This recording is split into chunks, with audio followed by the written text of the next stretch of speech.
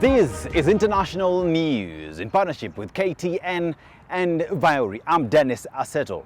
This week we start from South Africa, and South African government is celebrating following the turnaround of the economic situations in the country, saying that the country is performing well because of all that the government is doing to ensure that it is winning in the continent, outpacing Egypt.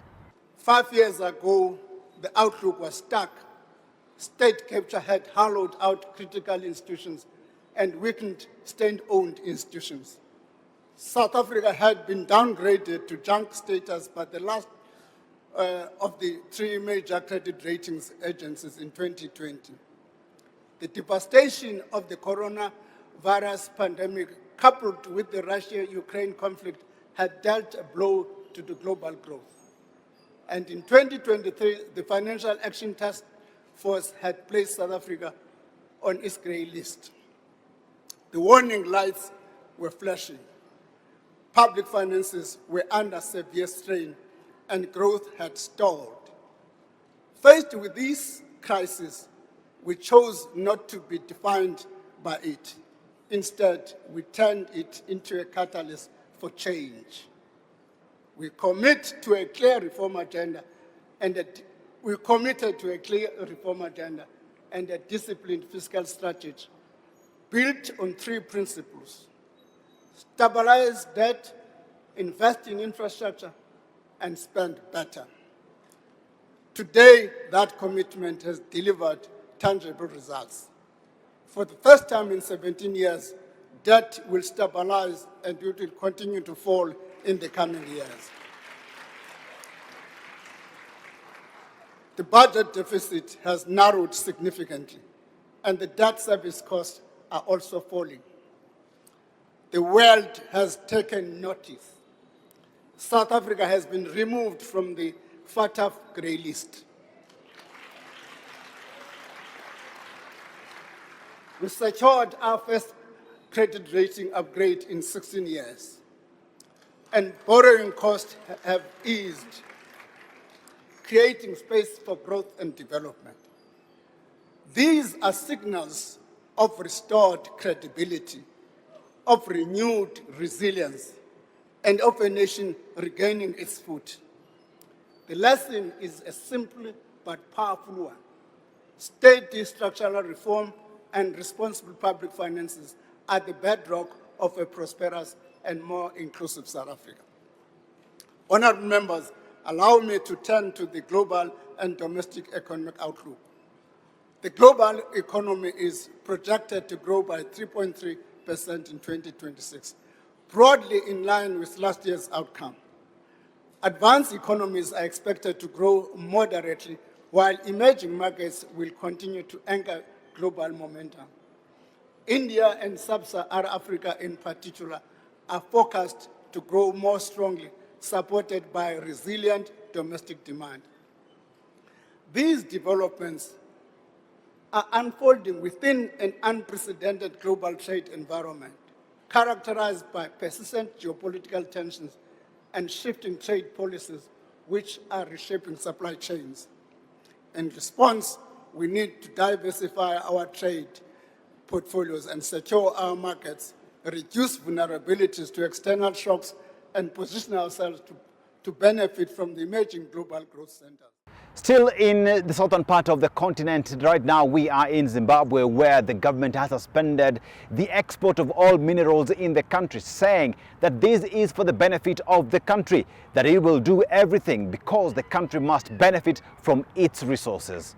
Government has suspended export of all lithium concentrates and raw minerals with immediate effect until further notice. This suspension includes all minerals currently in transit. To this effect, ZIMRA, MMCZ, and all regulators are advised to observe this suspension without exception. Government expects cooperation of the mining industry on this measure, which has been taken in the national interest. The Minister of Mines and Mining Development will be engaging the industry in the near future on the new expectations and the way forward. Only mining companies holding valid mining titles and approved beneficiation plans will be authorized to export minerals from the country. Agents and third-party traders are not authorized to export minerals on behalf of mining title holders. In addition to other supporting documents for export permit applications, applicants must also attach the following: a recommendation letter from the relevant provincial mines office, clearly stating 1. beneficiation capacity, 2. compliance status with ministry regulations and other statutory requirements. From Zimbabwe, we go to Senegal. Osman Sonko has said that Africa needs to remove itself from the shackles of odious debt, saying that Africa, for it to develop, it must free itself from debt that is stopping it from developing. It is a conversation that is hitting many countries in the continent in terms of finding new ways of financing its development needs and agenda. Take a look. Je voudrais lancer un appel au peuple sénégalais. I would like to issue a call to the Senegalese people. We are living in a world at a crossroads of major upheaval. The world is evolving, and this evolution is marked by change and the formation of new power blocks. Where there was once a single global power, today another power has emerged with its own bloc and its own changes. Every time a new power rises, we witness clashes at the top and disruptions on economic, health and security levels. Meanwhile, what is Africa proposing? This is where the continent's strategic thinking must lie. But Africa is still lagging behind, mad in useless debates and remaining subservient. And this is the message I want to send to the Senegalese and African people. Africa does not need to be suffocated by unjust and odious debt. It needs growth to drive the world forward. Because the only island of growth left in this world is Africa, and nowhere else. It is in Africa that everything remains to be built. Will this be done without Africans, as has always been the case since the slave trade, colonization and neo-colonization? It is up to us as Africans to answer. We must raise the level of debate if we want to develop our continent. We must realize that Africa does not need these odious debt. Il faut aujourd'hui qu'on sache que l'Afrique n'a pas besoin de ça, de cette dette odieuse. And we got to the Central African Republic days after the country opened an exhibition to showcase its partnership with Russia in terms of weapons and defense of the country. Take a look on what this exactly means for the residents of the Central African Republic. That idea came up because on the 23rd and 24th, it's a day dedicated to the exhibition of weapons. It is on this occasion that Russian partners, including our armed forces, chose these 2 days to showcase weapons to the general public. We showed them this so that they can have an idea of the technologies and weapons used by our armed forces to protect them. And also, it will allow those aspiring to military functions to know what to expect there on the day of their training, during the training period in the training camps. En faisant le tour pour regarder les armes qui sont utilisées en Centrafrique, je pense à mon avis. Touring to see the weapons used in the Central African Republic, in my opinion, it's a very good thing to have an idea of these to roughly know the capacity of our defense forces. It's very interesting as an intellectual to be interested in everything that concerns the activities of our army. Concerne les activités de notre armée. Je pense que c'est un plaisir, de venir. I think it's a pleasure to come and see the weapons used by our defense and security forces up close and to gain an understanding of what each one does. This exhibition has also allowed many Central African citizens, especially the youth I see here, to learn about the function of these weapons. It is truly a pleasure to see. Quelle arme fait quoi, et c'est vraiment un plaisir.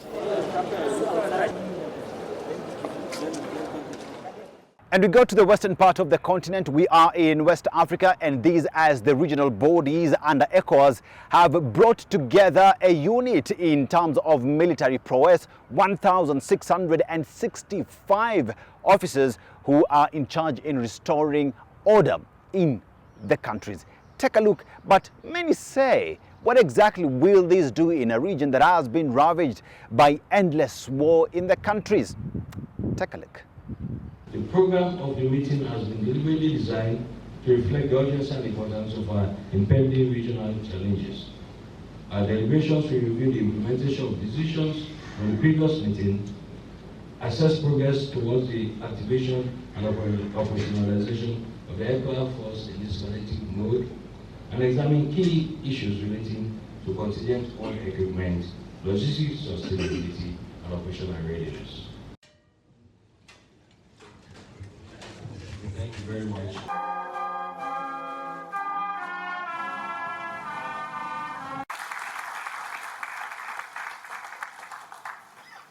Professional military cooperation. And that's for adoption of the agenda of the meeting. I think this committee will have to take a stance on it, because insecurity in Guinea-Bissau or elsewhere, and the unconstitutional assumption of power in that country goes counter to the values and the aspirations of the region. And I think the chiefs of defense staff have a responsibility to engage their counterparts in Guinea-Bissau to make sure constitutional order is restored as quickly as possible. The ministers of defense and finance, during their meeting on 29 August 2025 in Abuja, agreed on the setting up of a 5,000 personnel force with a startup of 1,650 personnel brigade that could be incrementally scaled up within a specified time frame.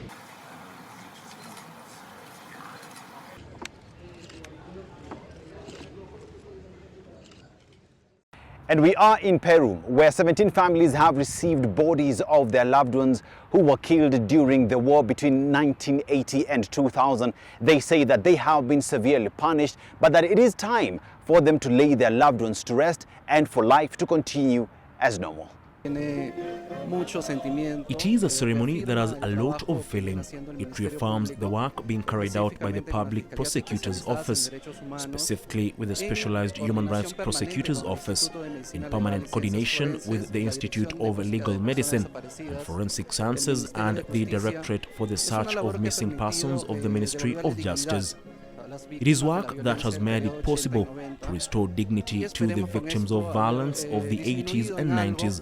And we hope that with this, we have reduced, at least somewhat, the pain they have suffered throughout all this time of waiting.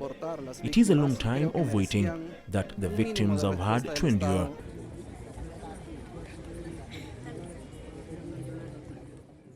We are in Venezuela, and in Venezuela, following the abduction of President Nicolas Maduro, we see that 2 individuals have resigned from office. We have the Ombudsman and the Attorney General who tendered their resignation, saying that the Parliament now has the responsibility of selecting the new individuals who will be in these offices. But one asks the question, why exactly have the 2 individuals resigned? Here's the story. En efecto, obran en nuestro poder.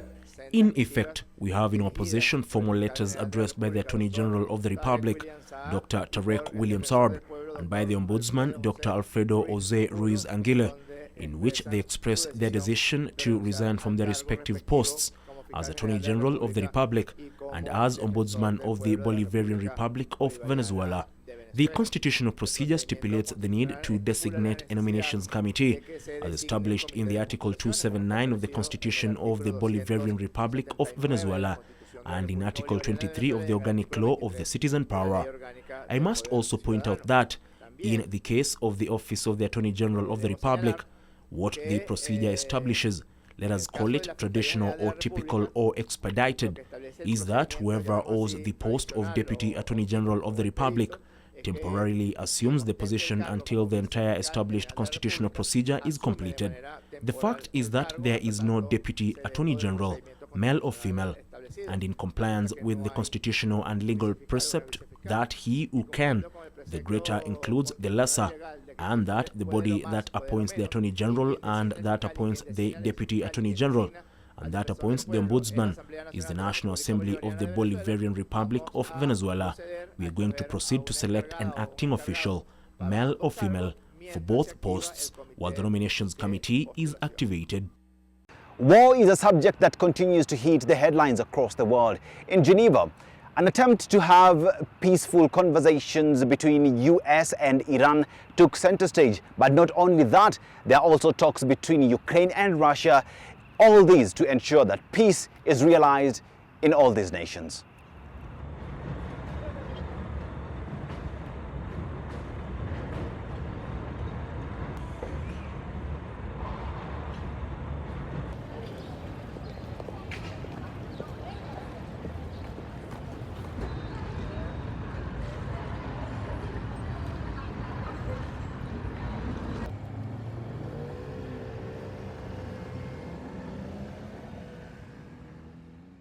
And still in Geneva, as these conversations took place, the Iranian foreign minister landed in the country as he got ready to have discussions on matters to do with peace and also conversations around allegations that Iran is actually back on its nuclear exploration.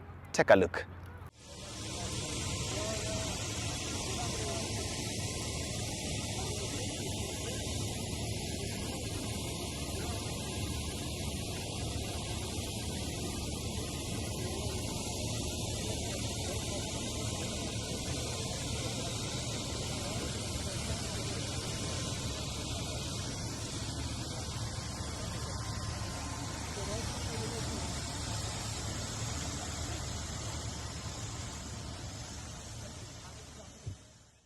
The United States attacked 3 nuclear sites in Iran.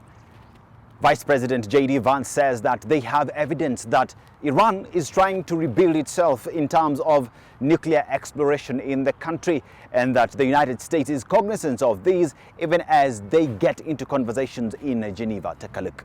Well, I'm not going to make any news on Iran today, Caitlin. I'll let the president make those announcements. As you know, he is sending 2 of his best negotiators to Geneva tomorrow in order to continue to try to strike the best deal possible for the American people. But the principle is very simple. Iran cannot have a nuclear weapon. If they try to rebuild a nuclear weapon, that causes problems for us. And in fact, we've seen evidence that they have tried to do exactly that. So the president sending those negotiators to try to address that problem. As the president has said repeatedly, he wants to address that problem diplomatically, but of course the president has other options as well. Indian Prime Minister Narendra Modi is in Israel. And here they are to discuss matters to do with bilateral agreements and arrangements that would see the 2 countries engage much more. And these as well, they continue to show power of might and some play around as they played the hand game. Take a look what exactly this means. This is a bond of real friendship. Great friend, my great friend. Thank you. As Ukraine and Russia plan to have that meeting in Geneva, many ask the question, is the meeting really worth it? This is because Ukraine and President Volodymyr Zelensky has been accused of intending to squander money from European countries and not find peace. Here is that story. Perhaps we should agree here that the 3 presidents should meet only if finalizing agreements or, as the Americans say, a deal. This is probably true. However, regarding the prospects of organizing a meeting between the Russian president and Zelensky, let's limit ourselves for now to recalling his statements from the past week. What Ukraine will never agree to, what it will not consent to, what it intends to do next, and so on. We don't even need to analyze them, just remember them and ask whether there is any point in holding a meeting at the highest level if the Kyiv regime continues to maintain this position. Well, apparently yes. The territorial issue is the most complex one. And of course, any serious meetings should be preceded by very meticulous work at the expert level. Meanwhile, as for the Kyiv regime, I think they are currently putting all efforts not into seeking options for a peaceful settlement, but into finding ways to squander European money. They need to obtain these hundreds of billions of euros by any means necessary. This is what they are seriously working on. Seriousness in approaching other issues is not yet evident. Yes, that was President Putin's word. He always keeps his word.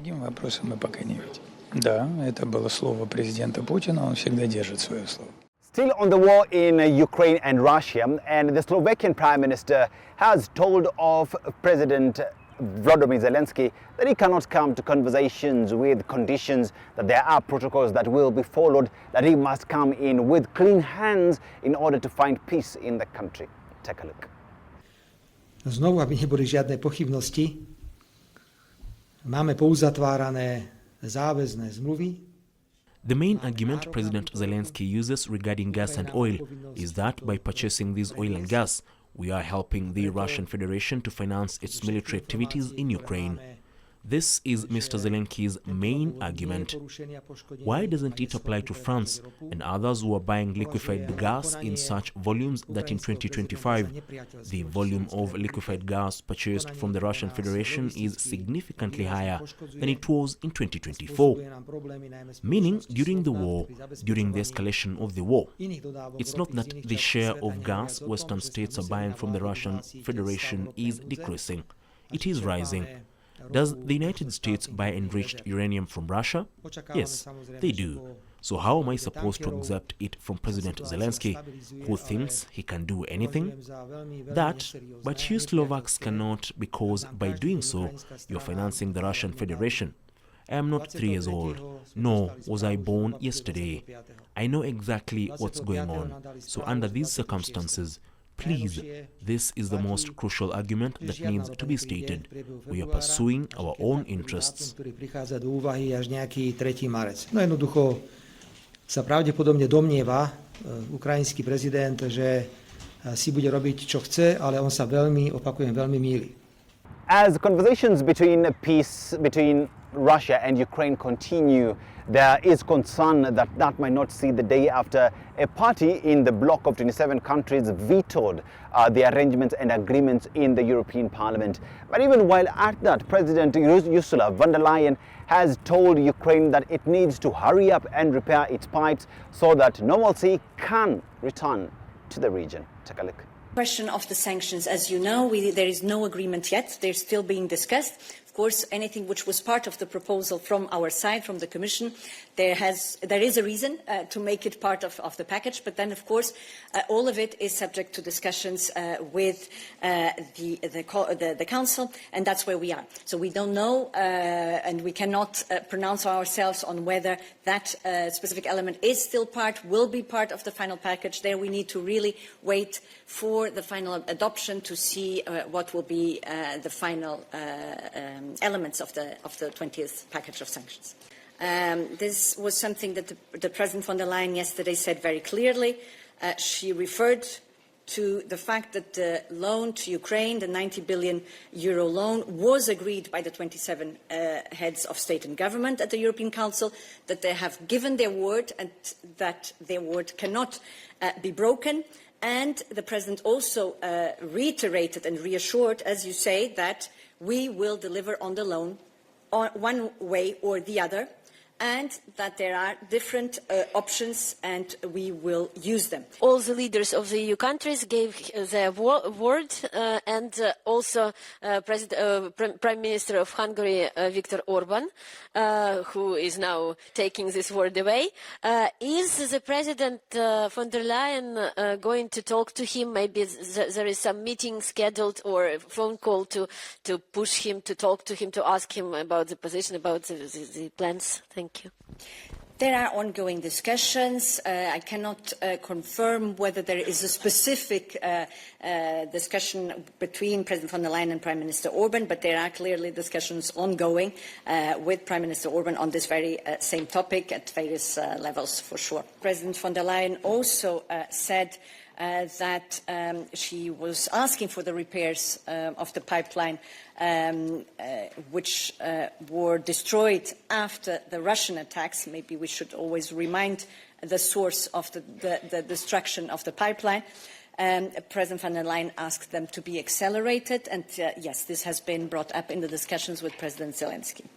Macaque is a type of monkey, but the one we're talking about is actually an internet sensation.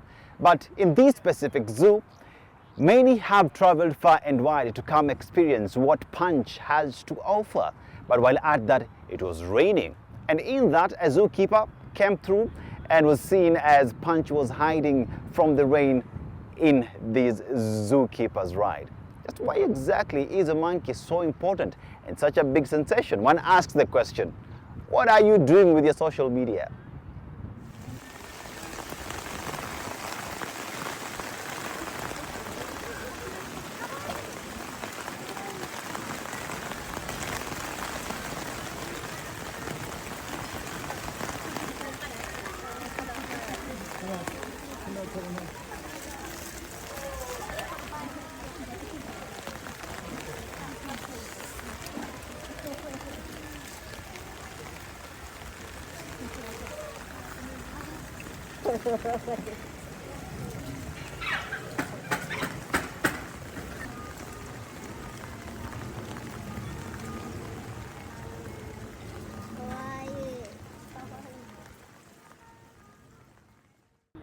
Geopolitics continues to form policy across the world.